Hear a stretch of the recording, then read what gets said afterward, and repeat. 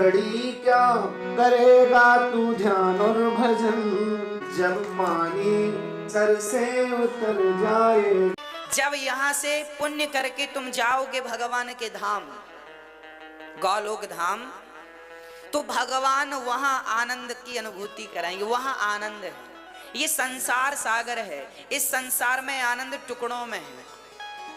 अच्छा आप बताओ, आपके परिवार में, आपकी गृहस्थी में 3.5 घंटे हम आपको रोज कथा सुनाते हैं 7 दिन तक, और आप जब से सुनते हैं जब तक आरती नहीं हो जाती तब तक आपको आनंद का अनुभव होता है, हाँ या ना? कथा में इतना लंबा आनंद संसार में आज तक आपने किसी भी सब्जेक्ट में पाया हो तो मुझे बताओ। 3.5 घंटा आप कथा नित्य सुनते हैं, आपको 3.5 घंटा पता नहीं चलता, मतलब आनंद की अनुभूति होती रहती। आनंद आ रहा है इस कथा में, इस प्रसंग में, इस दृष्टांत में, इस भजन में आनंद आ गया।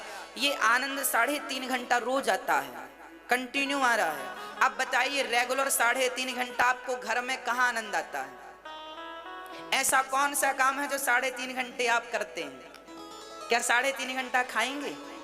खाने का आनंद कितना है? हाँ, खाने का आनंद ज्यादा से ज्यादा 7 मिनट का है। हाँ, पहला निवाला ज्यादा आनंद दिया था, दूसरा और कम, तीसरा और कम, चौथा और कम। जितना खाते जाओगे आनंद कम होता जाएगा, हाँ या ना? 3.5 घंटा बताओ कहाँ आनंद है? कहीं नहीं, ना तो पत्नी में, ना पुत्र में, ना परिवार में, ना कहीं। मेरी मां 3.5 घंटा आनंद केवल इस संसार सागर में कथा में आनंद है। देखिए जिनकी कथा में रेगुलर 3.5 घंटा का आनंद है, जब हम पुण्य करके भगवान के दर पे जाएंगे, द्वार पर जाएंगे, तो वहां वह आनंद, जिस आनंद को हमने यहाँ टुकड़ों में पाया है, वही आनंद से करोड़ों गुना आनंद परमात्मा गौलोक धाम में, साकेत में, बैकुंठ में हमें वो नित्य आनंद प्राप्त होता है। उस आनंद तक पहुंचने के लिए इसको करना पड़ता है, कथा कीर्तन। भगवान को क्यों पाया जाता है? भगवान को पाने के पीछे भी एक स्वार्थ है नाथ।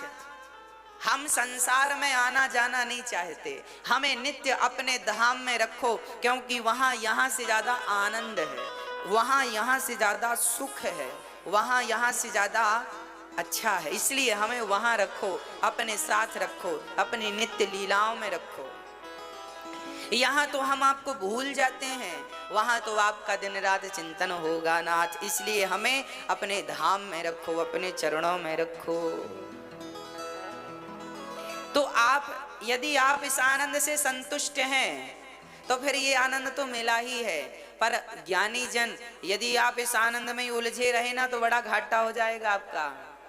टुकड़ों टुकड़ों में कितने बीघा जमीन बनाओगे? एक जाई बनाओ, एक जाई तो भगवान को पाकर ही संभव है। इसलिए एक दिव्य आनंद भागवत क्या करती हैं? सच्चिदानंद रूपाय, परमात्मा सतचित आनंद का स्वरूप है। परमात्मा सत्य है, चित है, आनंद स्वरूप है। अच्छा भगवान करते क्या है? विश्वोत्पत्त्या देहे तवे, विश्व की उत्पत्ति, पालन और संहार करते हैं भगवान। विश्व की उत्पत्ति हमें बनाते हैं, पालन करते हैं, अंत में संहार कर देते हैं।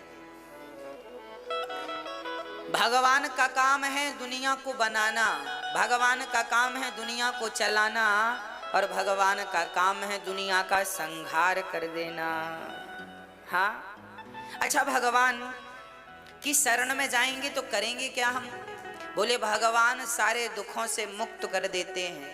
तापत्रय विनाशाय, 3 प्रकार के दुख होते हैं। कौन कौन से?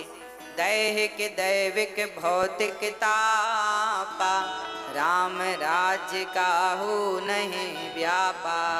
3 प्रकार के दुख होते हैं। कोई तन दुखी, कोई मन दुखी, कोई धन बिन रहते उदास, थोड़े थोड़े सब दुखी, सुखी राम के दास। कोई तन से दुखी है, कोई मन से दुखी है, कोई धन से दुखी है।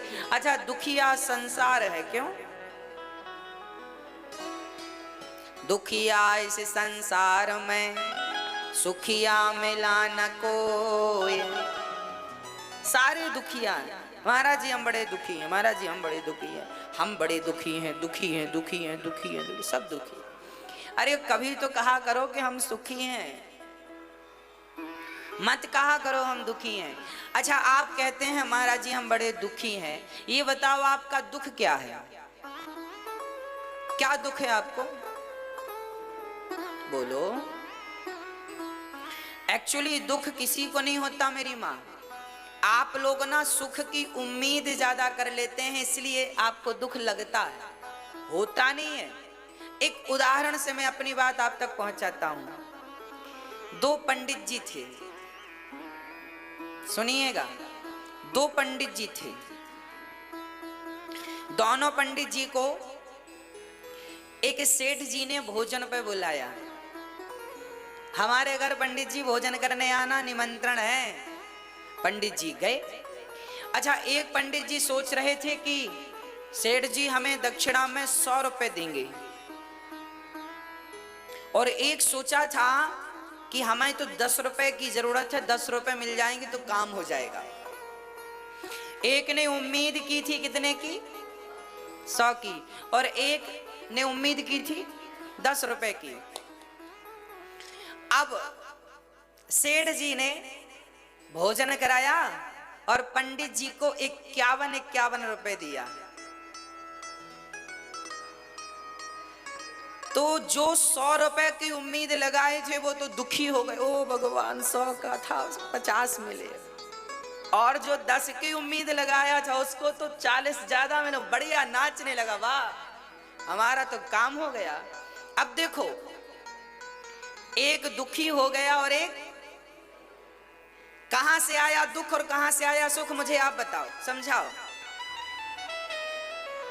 आपने उम्मीद ज्यादा की, आपकी अधिक अपेक्षाएं, आपकी अधिक इच्छाएं आपको दुखी करती हैं। इसलिए हमें ज्यादा अपेक्षाएं नहीं रखना चाहिए।